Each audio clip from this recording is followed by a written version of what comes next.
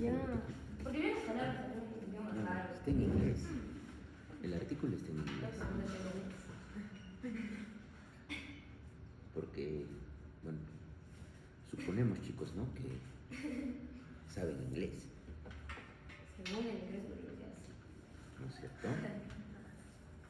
Pero lo básico, ¿no? ¿Han hecho inglés médico? Sí, sí. Pero Pero Ahora ustedes tienen, incluso ese artículo les aseguro que lo pueden conseguir Acuérdate que me en español. de la vida dice en exposiciones. Entonces, en lo que han hecho lo de mi grupo adicional, yo de mi cuenta he hecho esto. Es como que las cosas importantes en relación del tema, como un QR interesante y cosas así. O sea, lo he hecho yo. No le dije en mi grupo porque dije, van a decir que estoy loca. Y también como que investigué y encontré es como que un protocolo para el tratamiento de úlceras por el Helicobacter pylori de la serotonina. eso era mi cosa, Ajá, y la cosa es de que técnicamente, o sea, hicimos un caso clínico para el cual no hay un esquema de tratamiento de salud. Ajá. Y cómo se llama, pero busqué lo más parecido, ¿no? Entonces ya, ese es cumplido, pues de la popularidad, todo eso. Sí, no, no, Pero has estado, ¿en qué sección estás? Ahora estoy en esa. Ya, Perdón, no. ya, me ha mandado ¿cuál es tu apellido? Guevara Lluvia. Doctor, Luciana Rubí, ya. le mandó la Sí, no, la doctora todavía no me manda. Pero se exportan nomás lo bueno del Moodle es que se exporta en Excel las notas.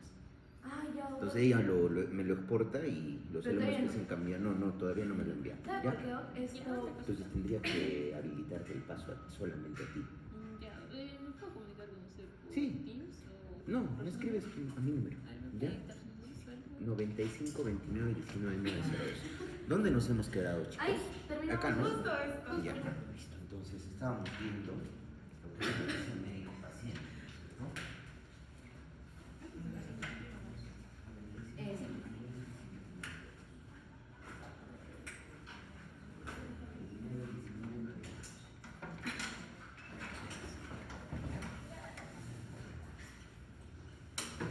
Entonces, resolvimos esta pregunta, chicos.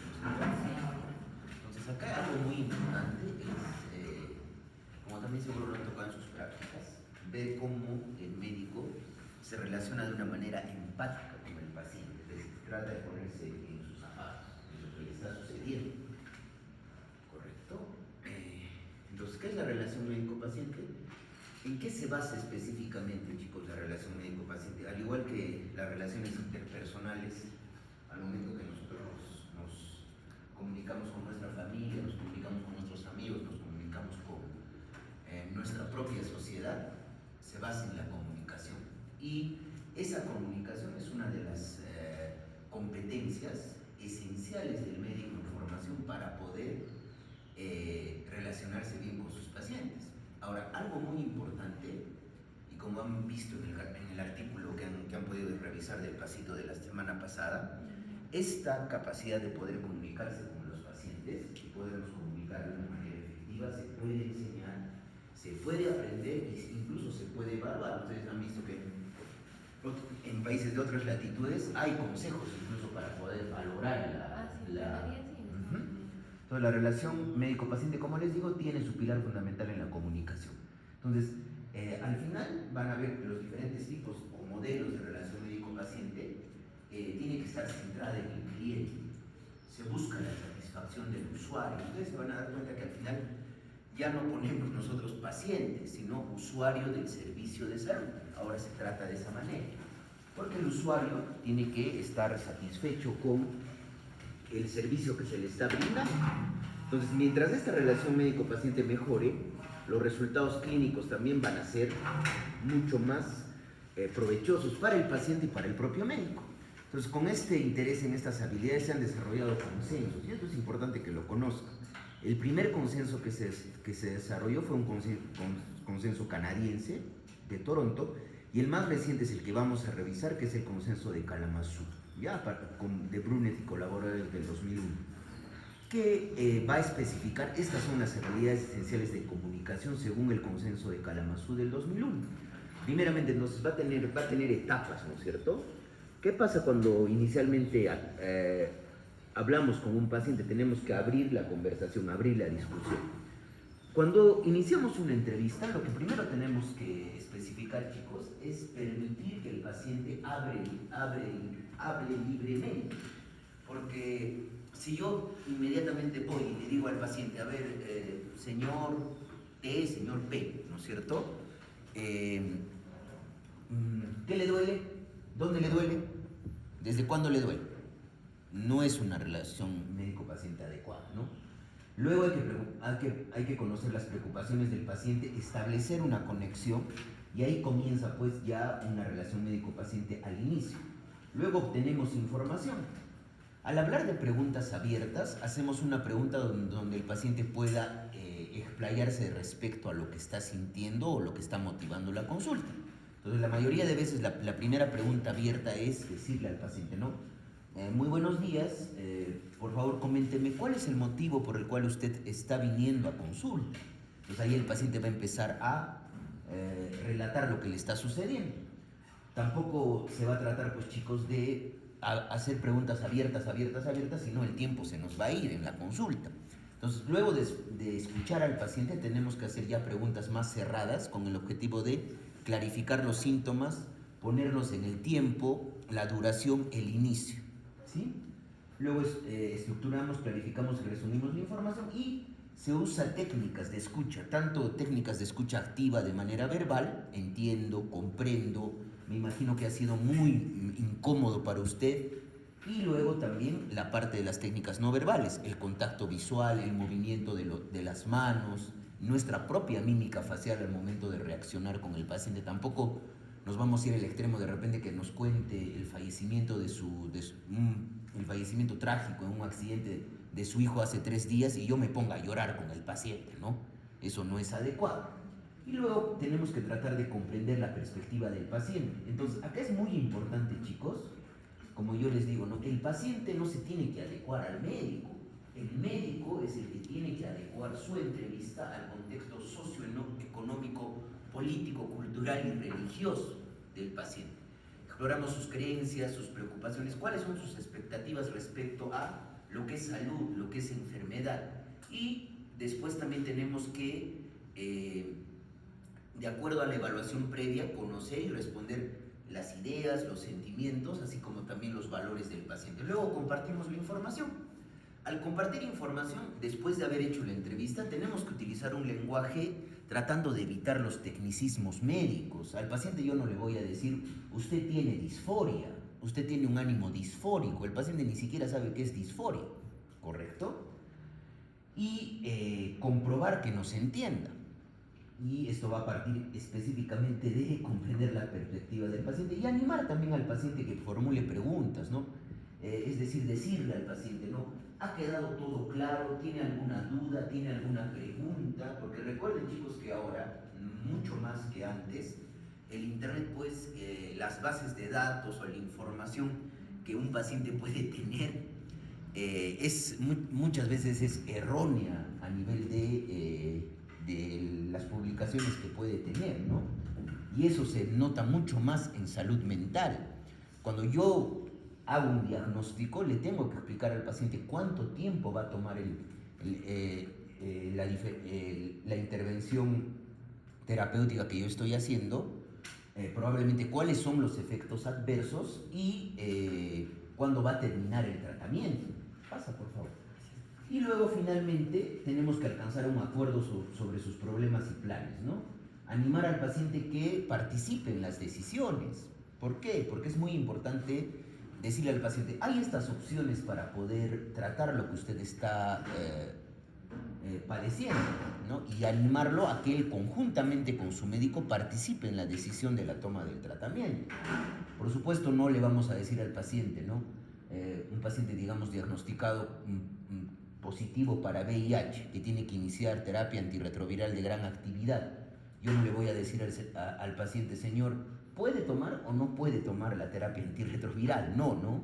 Éticamente yo le tengo que indicar que es necesario tomarlo. pero también cuando hagamos bioética en psicopatología, tenemos que respetar un principio dentro de la ética médica que es la autonomía, ¿no? Si el paciente al final no decide tomarlo, nosotros estamos respetando su decisión, pero le tenemos que explicar cuáles son las consecuencias de no tomar la medicación. ¿Sí? Comprobar la buena voluntad y las habilidades del paciente para seguir el plan, identificar y enumerar los recursos y apoyos. Por ejemplo, algo muy importante es, ¿ustedes creen, por ejemplo, que un paciente quechua-hablante que se le diagnostica hipertensión y le damos, digamos, 2 veces al día un inhibidor de la enzima convertidora de angiotensina, digamos, ¿no? Enalapril, y se le indica que tome en la mañana una tableta y media y en la noche una tableta, ¿entenderá el paciente? No, entonces siempre tenemos que buscar que haya un apoyo familiar, ¿no? Para explicarle, y muchas veces en los programas de primer nivel de atención, cuando ustedes sean médicos serumistas, van a ver que el programa de daños no transmisibles va a buscar a estos pacientes cuando no vienen a recibir su medicación y verifica que estén tomando la medicación. Y finalmente tenemos que cerrar la sesión. Cerramos la sesión preguntándole al paciente si tiene alguna otra preocupación más, resumimos y afirmamos el plan de acción que vamos a desarrollar y finalmente vamos a discutir el seguimiento, indicándole probablemente si le estamos solicitando algún examen de laboratorio adicional, por qué le estamos solicitando ese examen, y además también indicarle que en tanto tiempo tiene que venir a su control y si existe alguna emergencia o alguna eventualidad, nos puede contactar de manera telefónica o puede acudir a un servicio de emergencias. ¿Correcto? Ese es el consenso de Kalamazoo. Y es bien entendible, si ustedes se dan cuenta. Entonces, hay diferentes tipos de relación médico-paciente, ¿no? Parsons es un sociólogo que estudió la relación entre el médico y el paciente como una relación netamente de asistencia, ¿no? Es decir, que un profesional brinda servicios de salud a una persona que está buscando ese servicio. Y va a tener estas siguientes pautas, ¿no? Se da entre 2 personas, es una relación diádica, ¿no? Es como la relación que ahorita nosotros tenemos entre profesor y alumno, ¿no es cierto? Porque si yo estaría solo acá, ¿a quién le explico las cosas que le tengo que explicar? ¿Sí? Ahora, probablemente desde el punto de vista, digamos, del modelo paternalista, la relación todavía en nuestro país es asimétrica. ¿Por qué? Porque hay una desigualdad netamente social. ¿Por qué? Porque el médico es el que, entre comillas, tiene el poder. Pero ahora, con todo lo que viene a ser los derechos del paciente, ya no es así. La relación tiene que ser igualitaria, ¿ya? Y es una relación de asistencia que es de espera, ¿no? El paciente espera que lo ayude y el médico espera que sigan sus recomendaciones, ¿no? Ahora, tiene que haber una relación de confianza mutua, porque si no hay confianza mutua, el paciente no confía en el médico, es muy poco probable que continúe con el tratamiento o regrese a su siguiente cita. ¿Sí? Y netamente es de ayuda, ¿no? Fundamentalmente verbal, porque muchas veces, chicos, la misma intervención de la misma relación médico-paciente en base a la empatía mejora la parte de la respuesta emocional frente a una enfermedad física en el paciente, ¿ya? Ese es el modelo de la sociología de Parsons. Y miren, acá está el modelo parsoniano de la relación entre médico-paciente. Entonces vamos a tener expectativas conductuales o comportamentales como rol de paciente y como rol de médico. Recuerden, ¿no es cierto?, que es una relación de estatus y donde se busca ayuda. Entonces, expectativas comportamentales como paciente, el paciente está motivado para ponerse bien, busca ayuda, una ayuda técnica competente, confía en el médico y acepta que justamente esa relación de poder asimétrica.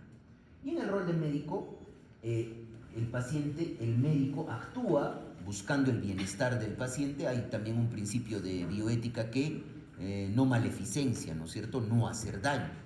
Y eso sigue del dicho en latín primum non nocere, ¿no es cierto?, nunca hacer daño. Guiarse por las reglas de conducta profesional, algo muy importante es el profesionalismo, aplicar nuestros conocimientos para resolver el problema que nos está consultando el paciente y ser objetivo y no implicarse emocionalmente con el paciente. Esto es algo muy, pero muy importante, chicos. Desde el punto de vista ético, un médico nunca puede desarrollar una relación sentimental con alguno de sus pacientes, ¿correcto? Eso es algo muy, muy, muy importante, por favor. ¿Ya? Y los privilegios de estatus del paciente es que probablemente está exento de la ejecución de otros roles, porque tiene rol de paciente, y también está exento de la responsabilidad por su estado. A esto tiene que ver, por ejemplo, mucho el criterio de normalidad desde el punto de vista forense, ¿no? Si el paciente está psicótico, ¿no es cierto?, ¿tendrá alguna responsabilidad sobre sus conductas? No, para nada. Y como rol médico, el rol del médico en su privilegio de estatus, esa relación asimétrica, tiene acceso a la intimidad tanto física y psíquica del paciente. Tiene autonomía sobre el paciente y tiene probablemente una capacitación, una dominancia profesional. Entonces, nunca un médico puede probablemente dar información del paciente a otra persona que no sea un familiar directo del mismo. Y eso encontramos muchas veces. Hay muchos problemas médico-legales cuando uno da información a una persona que no es el familiar directo. Y pasa eso muchos chicos en psiquiatría. Y después nosotros recibimos denuncias. ¿Correcto? Eso es muy, muy, muy, muy importante. Y más que todo esto, chicos, ¿no? Y no solamente con el paciente, sino también probablemente entre los propios profesionales de la salud. Y no probablemente, en cierta manera, aprovechar el estatus en rango del médico para poder probablemente aprovechar ese estatus en poder, digamos, agredir física, psicológica o sexualmente a una persona que está bajo nuestra tutela como médicos, ¿correcto? Hace poco seguro ustedes han visto que en el Hospital Honorio Delgado ha habido una denuncia por aparentemente abuso sexual por parte de un médico a un interno de medicina, lo cual no es nada ético, ¿correcto? Por eso yo siempre les digo, ¿no? Cuando esto se enseña, chicos, ¿desde dónde? Desde las aulas universitarias, ¿correcto? Y acá viene Sass, que es uno de los, y Hollander, que es psicólogo. Sass justamente es un psiquiatra, pero que promulgó el modelo antipsiquiatría, indicando que la psiquiatría era una especialidad probablemente donde la enfermedad fue un constructo social. Es decir, si la sociedad mejoraba, los trastornos mentales mejoraban, pero no es totalmente cierto eso, ¿no? Si bien es cierto hay un factor social, pero no es completo. Entonces, añaden los tipos de relación médico-paciente en función probablemente de estos tres modelos, ¿no?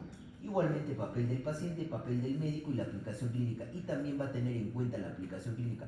En una emergencia, probablemente, ¿qué va a buscar el paciente? El paciente es incapaz de responder como receptor de la atención, pero el médico tiene que hacer algo urgente por salvar la vida de ese paciente. Esto, por ejemplo, en un trauma agudo, en una asistencia aguda, en dar una anestesia o hacer una cirugía de emergencia. Entonces, ahí prácticamente el paciente asume el rol de pasividad y el médico de actividad. Luego hay un modelo de guía-cooperación donde el paciente coopera, simplemente obedece. El médico le dice al paciente lo que debe hacer. Por ejemplo, en un proceso infeccioso agudo, encontramos un paciente con una faringoamigdalitis aguda bacteriana. Probablemente le tengo que dar antibióticos y le tengo que enseñar por qué tiene que tomar tanto tiempo el antibiótico. Y finalmente la que se tiene que buscar siempre, chicos, es la relación de participación mutua, pero más que todo en qué tipo de enfermedades. En las enfermedades crónicas donde el tratamiento probablemente es a largo plazo y las complicaciones cuando no se recibe el tratamiento son también más graves a largo tiempo. Y el papel del médico, el paciente participa y el papel del médico es ayudar al paciente a ayudarse a sí mismo, a gestionar su propia salud, y es decir, a gestionar su propia enfermedad. Por eso si ustedes no ven en los diferentes hospitales, hay club del adulto mayor, hay club de pacientes diabéticos, hay club de pacientes hipertensos, hay club de pacientes con enfermedades raras o huérfanas, ¿no es cierto? Porque en esa cooperación se busca justamente mejorar también esas relaciones. Y acá tenemos los modelos, chicos, ¿no? Y justamente Rother, un psicólogo también, establece este modelo basado en el control de la relación médico-paciente, donde vamos a tener en este eje el control del médico alto, donde probablemente va a predominar el modelo paternalista, y el control del médico bajo, donde va a predominar exclusivamente la atención centrada al cliente. Es decir, el paciente va a venir y me va a pedir: doctor, por favor, recéteme Ritonavir, porque tengo una gripe. Yo le voy a recetar Ritonavir porque tiene una gripe. No, ¿no es cierto? Y para el otro lado es el control alto del paciente y el control bajo del paciente. Entonces, ¿cuál creen, a ver, vamos razonando, cuál creen que sería el modelo que se debería utilizar? El mutualista, donde haya un control del paciente, del médico alto, porque tiene los conocimientos, y también un control del paciente alto para la toma de decisiones, porque el modelo paternalista busca que el médico está acá y el paciente está acá, y lo que dice el médico es probablemente la verdad, ¿correcto? Y el paciente simplemente va con miedo al médico, ¿sí? En el modelo de ausencia es prácticamente lo que sucede muchas veces en salud, donde al médico no le importa lo que diga el paciente y al paciente tampoco, después de salir de su cita, tampoco le importa, ¿sí? El modelo clientelista es lo que probablemente promueve muchas veces la parte privada, ¿no? Donde buscamos, y muchas veces en psiquiatría pasa, chicos, eso. Un paciente que tiene alguna patología psiquiátrica va de un psiquiatra a otro psiquiatra, de un psiquiatra a otro psiquiatra, y muchas veces el paciente solamente se siente contento cuando escucha lo que quiere escuchar, o la familia quiere escuchar lo que quiere escuchar. Yo les cuento, yo tengo una paciente que la vi el año pasado, en marzo. Ya le había visto otros psiquiatras, no sería ético que les diga el nombre del psiquiatra, y le había diagnosticado trastorno mixto de ansiedad y depresión. Yo le evalúo a la paciente y estaba completamente psicótica la paciente, y tenía más de 6 meses, y era una esquizofrenia, porque tenía toda la sintomatología de una esquizofrenia, pero los papás digamos, rechazaban el diagnóstico. Yo les he explicado, ¿no? Pero es que le han dado una medicación, no a una dosis efectiva, y la paciente estaba totalmente desorganizada, ¿correcto? Entonces, dentro de mí pienso, ¿no? Y son personas humildes, ¿no es cierto? Con un nivel educativo, no digamos universitario. Si esas personas tuvieran un nivel educativo superior o fueran médicos como ustedes lo van a hacer, con justa razón denunciarían a ese médico, o no, a ver, ¿no es cierto? ¿Ya? Entonces, esos son los modelos. El que tenemos que tratar de ponerlo en primacía es el mutualista. Entonces, sobre este modelo médico basado en el tipo de control, la relación puede haber una relación centrada en el médico, donde el médico ignora los intentos del paciente por discutir otros problemas. El paciente empieza a contar algunas cosas. ¿Sabe qué, señora? Yo no he venido a escuchar lo que le pasa a su familia. Yo he venido a escuchar lo que le pasa a usted. Eso no es adecuado, por ejemplo. Y la relación centrada del paciente, ya también nos vamos hacia el otro lado, ¿no? Donde el médico, y si bien es cierto, tiene que favorecer esa relación centrada en el paciente, pero no en el extremo, ¿no?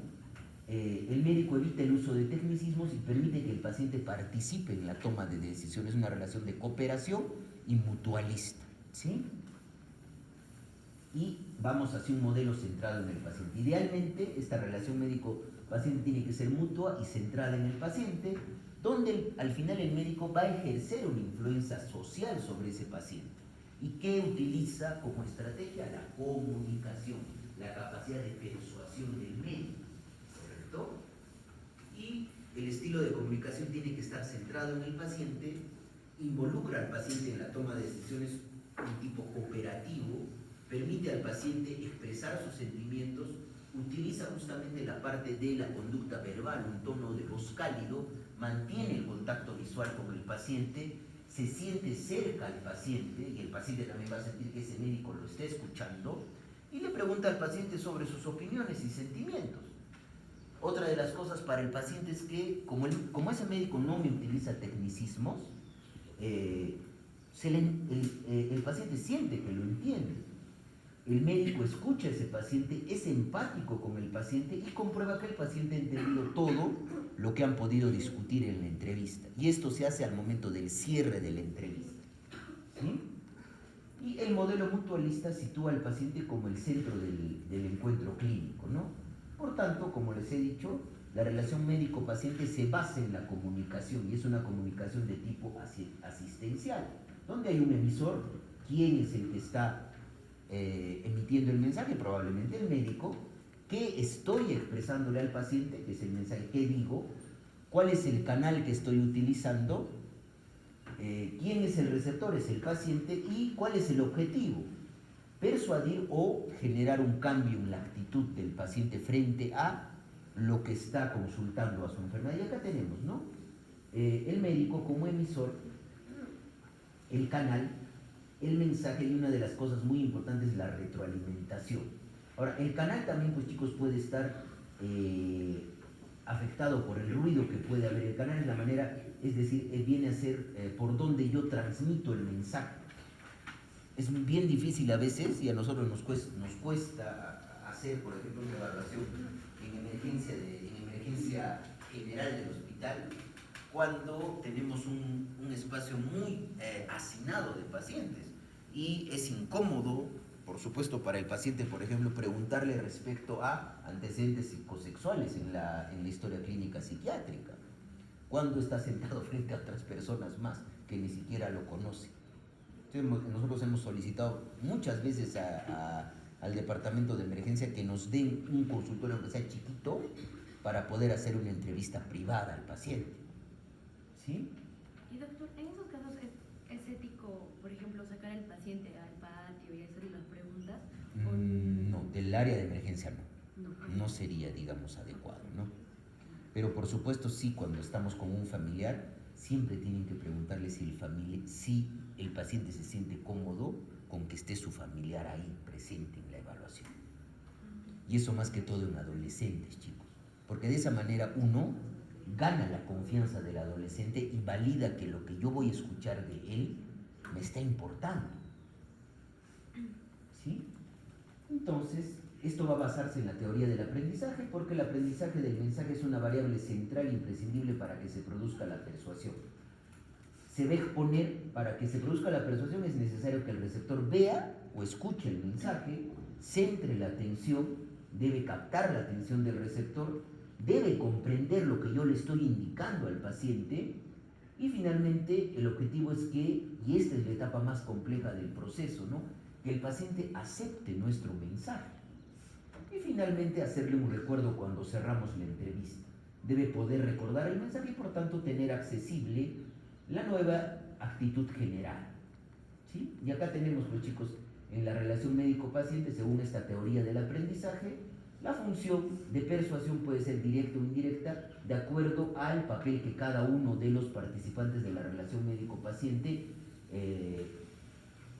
tengan en la comunicación, ya sea emisor, receptor, el canal también es muy importante y el mensaje.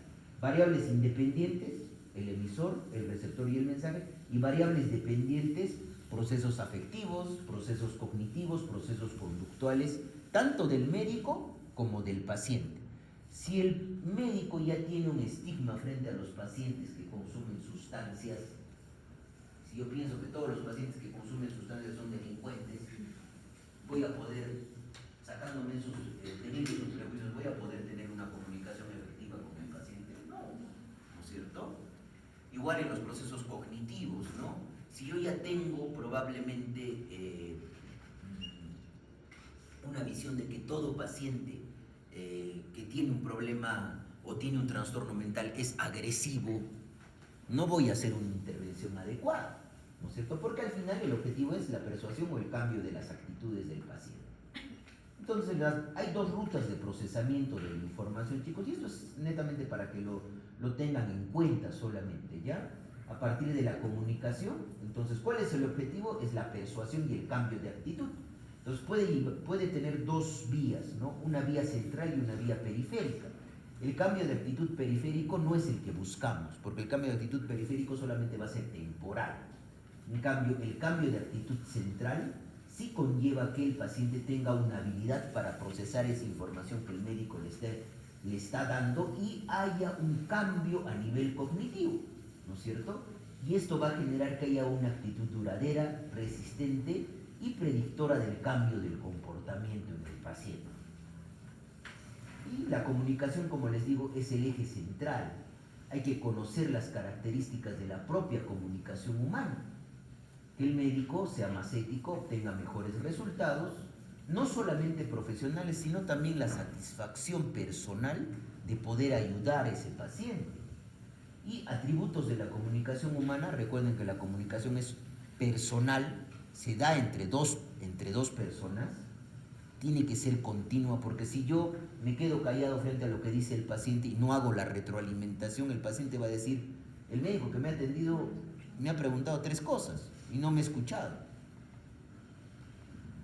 Tiene que ser dinámica y una vez que nosotros hemos dado un mensaje, no podemos retroceder el tiempo y decir, disculpe por haberle dicho eso, ¿no? Ya lo hemos dicho, es inevitable para el encuentro clínico y tiene componentes verbales y no verbales que son de la parte de la psicomotricidad. Es imprescindible siempre que exista un emisor que es el médico y un receptor que es el paciente. Y que manejen o entiendan el mismo código. O sea, por eso a veces es bien complicado, chicos, por ejemplo, hacer un servicio rural urbano marginal en un lugar donde prácticamente toda la población sea quechua hablante, o sea, o tenga como lengua materna el aymara, o irse de repente a la selva a hacer un serums. Y probablemente muchas veces nos ayudamos con los pobladores, que nos ayudan a poder traducir lo que el paciente me dice, ¿sí? Y acá nos comunicamos con cuál es el objetivo: persuadir, influir y afectar emoción intencionalmente al paciente a través de, como médicos emisores, con nuestro lenguaje, los símbolos que tenemos, a través de nuestro mensaje, a través de un canal, evitando el ruido y dando retroalimentación al paciente. Recuerden por favor eso. ¿Y qué se debe hacer para una comunicación verbal adecuada con nuestros pacientes? Responder preguntas y observaciones con comentarios, hablar de varios temas, aportar nuevas ideas en la comunicación verbal, hablar con seguridad, no titubear, controlar nuestras reacciones emocionales, como les indicaba, decir las palabras adecuadas en el momento oportuno, responder con entusiasmo en la parte no verbal, hablar con un tono de voz moderado, reflejar interés con nuestra mirada, escuchar con atención, porque muchas veces más estamos pendientes en escribir, o el médico está más pendiente en teclear la información del paciente que en escucharlo, ¿sí? Y demostrar la aceptación a las ideas contrarias a las propias con gestos. Yo no le voy a decir, usted está completamente equivocado. A un paciente psicótico le voy a decir, usted está equivocado, tiene un delirio. Ha perdido el juicio de la realidad. ¿El paciente me entenderá? No me va a entender. Incluso probablemente me podría integrar a su sistema delirante y hasta me podría agredir, ¿sí? Y también que nosotros debemos evitar, ¿no? Mantenernos mucho tiempo callado, hablar sobre el mismo tema, interrumpir al paciente.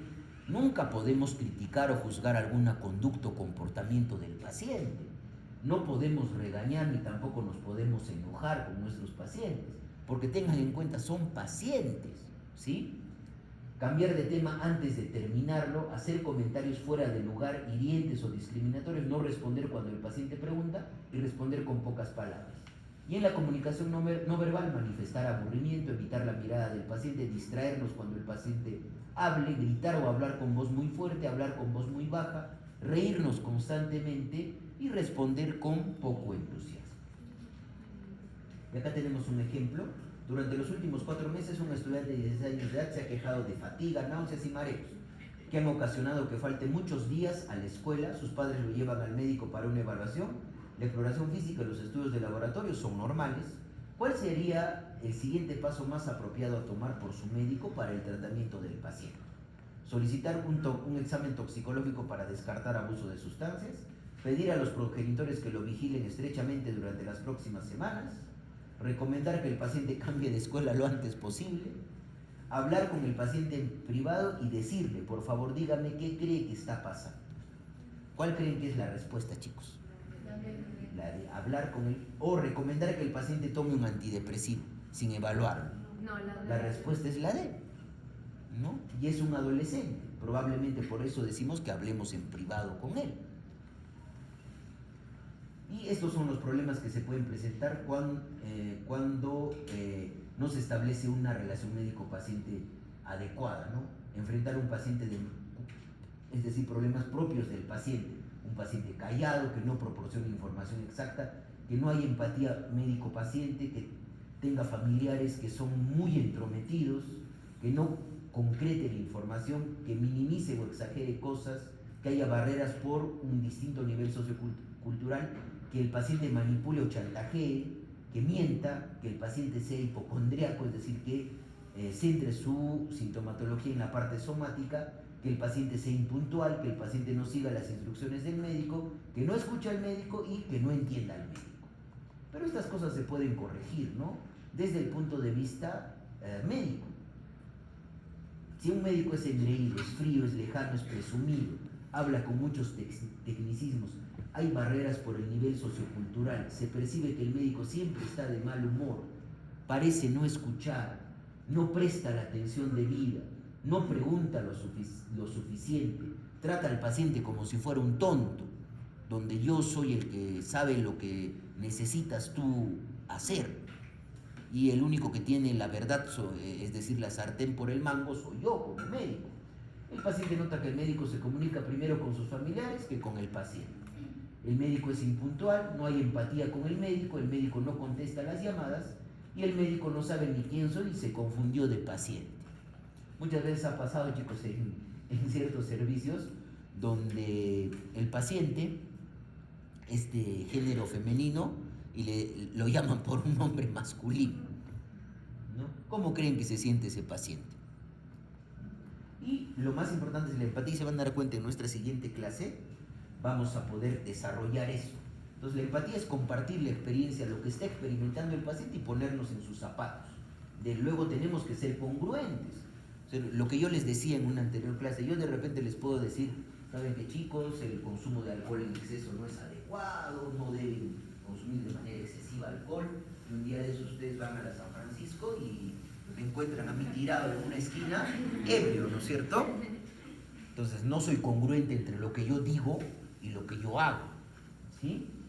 El respeto, que es muy importante, y esto es una cosa que tienen que aprender. Yo tengo que aceptar incondicionalmente a mi paciente, con sus errores, con sus virtudes, y no juzgar o criticar sus conductas o comportamientos, ¿sí? Saber escuchar, centrarse en nuestro paciente para conocerlo mejor y ayudándolo a hablar. La comunicación positiva no violenta, es decir, más que todo con la parte verbal y no verbal, no hacer que el paciente se sienta culpable, avergonzado, con miedo o resentido. Y nuestra imagen, ¿no? Es muy importante que el paciente, así como los familiares, tenga una imagen adecuada del médico, ¿correcto? Como yo les decía, yo no voy a ir a atender al hospital con una bermuda, un polo de verano, mi sombrero de verano y mis sandalias, ¿no es cierto? Pero tampoco nos vamos a ir al extremo, pues chicos, ¿no? De ir todos los días con terno. Esa es una escuela, lamentablemente, como siempre les digo, yo no tengo nada contra la Universidad Nacional de San Agustín, pero la escuela médica de San Agustín es una escuela que sigue a la escuela de San Fernando, que es de repente muy elitista y muy de repente jerárquica, cuando eso no debe, eso es, en este tiempo, eso es un concepto ya arcaico, ¿sí? Y el autoconocimiento mejora esto, chicos. Nosotros tenemos que saber cuáles son nuestros deseos, nuestros impulsos, nuestros sueños, nuestros miedos, nuestras emociones, cuáles son nuestros sentimientos, cuáles son nuestros pensamientos antes de evaluar un paciente. Por supuesto no les digo que me vayan a atender antes, yo les comento, cuando yo era estudiante, cuando uno no iba con zapatos, iba con zapatillas al hospital, los médicos que han sido mis docentes nos botaban de la práctica. Cuando no iba uno con un pantalón de vestir o con camisa, te botaban de la práctica. Incluso recuerdo mucho de un cardiólogo que a una compañera, algo que no era adecuado, tenía un estetoscopio de una marca que no era Littmann, y le digo, este estetoscopio, ¿con cuántas chapitas lo has canjeado? Eso no es nada adecuado, chicos. Nada adecuado. ¿Correcto? Y justamente yo me despido con esto y vamos a seguir con la siguiente clase. Hay un día que lo cambia todas nuestras vidas, aquel en el que la literatura irrumpe en ellas y nos secuestra para siempre. Les recomiendo leer el libro de Jeremías Gamboa, Contarlo Todo. ¿Ya? Vamos a pasar ahora, chicos, a lo que viene a ser ya la definición de psicopatología. Estamos con tiempo. Porque si no hubiéramos comenzado temprano, no hubiéramos terminado y